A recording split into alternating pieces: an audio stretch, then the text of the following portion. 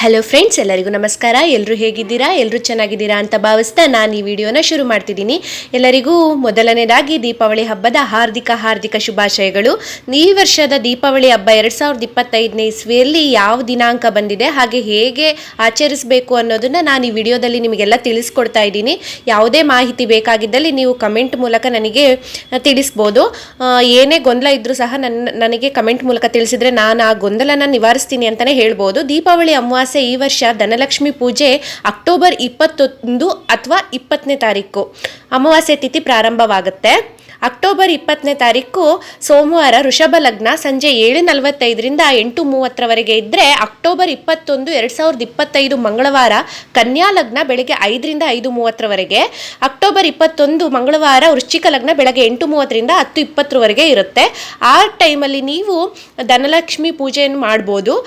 ಮತ್ತು ಏನೇನು ಖರೀದಿಸಬೇಕು ಅಂತ ಅಂದರೆ ದೀಪಗಳು, ದೀಪದ ವಾಟಿಗಳು, ಚಿನ್ನ, ಬೆಳ್ಳಿ, ಕಮಲ, ಗಟ್ಟಿ ಮಾಲೆ, ಶ್ರೀ ಗಣೇಶ ಮತ್ತು ಲಕ್ಷ್ಮೀ ದೇವಿಯ ವಿಗ್ರಹಗಳು, ಕೊತ್ತಂಬರಿ ಬೀಜ, ಉಪ್ಪು, ಈ ಥರದ್ದೆಲ್ಲ ವಸ್ತುಗಳನ್ನು ಸಹ ನೀವು ಆ ದಿನ ಖರೀದಿಸ್ಬೋದು. ಖರೀದಿಸಿದ್ರೆ ತುಂಬಾ ಒಳ್ಳೆಯದಾಗತ್ತೆ.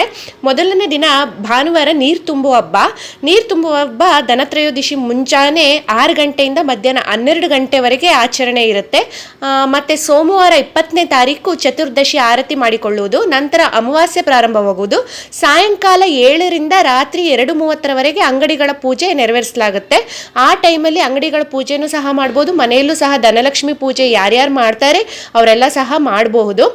ಹಾಗೆ 21ನೇ ತಾರೀಕು ಮಂಗಳವಾರ ಸಾಯಂಕಾಲ 5:50 ಅಮಾವಾಸ್ಯೆ ಇರೋದ್ರಿಂದ ಮನೆಯಲ್ಲಿ ಲಕ್ಷ್ಮೀ ಪೂಜೆ ಅವತ್ತು ಸಹ ಮಾಡ್ಬೋದು. ಮನೆಯಲ್ಲಿ ಮಾಡೋರು ಮಂಗಳವಾರ ಸಂಜೆ 5:50ರಿಂದ ಒಳ್ಳೆ ಮುಹೂರ್ತ ಇದೆ, ಅವಾಗ ಮಾಡ್ಬೋದು. ಹಾಗೆ ಬುಧವಾರ 22ನೇ ತಾರೀಕು ಮುಂಜಾನೆ 6 ಗಂಟೆಯಿಂದ ಮಧ್ಯಾಹ್ನ 11:45 ದೀಪಾವಳಿ ಪಾಡ್ಯ ಆಚರಣೆ ಮಾಡುವುದು. ಆ ದಿನ ಪಾಡ್ಯ ಇರುವುದರಿಂದ ಅದನ್ನು ಮಾಡಬಹುದು. 26ನೇ ತಾರೀಕು ಭಾನುವಾರ ಕಡೆ ಪಾಡ್ಯ ಪೂರ್ತಿ ದಿವಸ ಇರುತ್ತದೆ, ಅದು ಕೊನೆಯ ಪಾಡ್ಯ. ಹಾಗಾಗಿ 26ನೇ ತಾರೀಕು ರವಿವಾರ ದಿನ ಪೂರ್ತಿ ಇರುತ್ತೆ. ಆ ದಿನ ಸಹ ನೀವು ಕಡೆ ಪಾಡ್ಯ ಪೂರ್ತಿಯನ್ನು ಮಾಡಬಹುದು. ಮತ್ತು ಇದು ಗೋಪೂಜೆ ಮಾಡೋರು ಸಹ ಏನು ಬುಧವಾರ ಮಾಡಬಹುದು. ಗೋಪೂಜೆ ಎಲ್ಲರೂ ಸಹ ಬುಧವಾರ ಮಾಡ್ಬೋದು.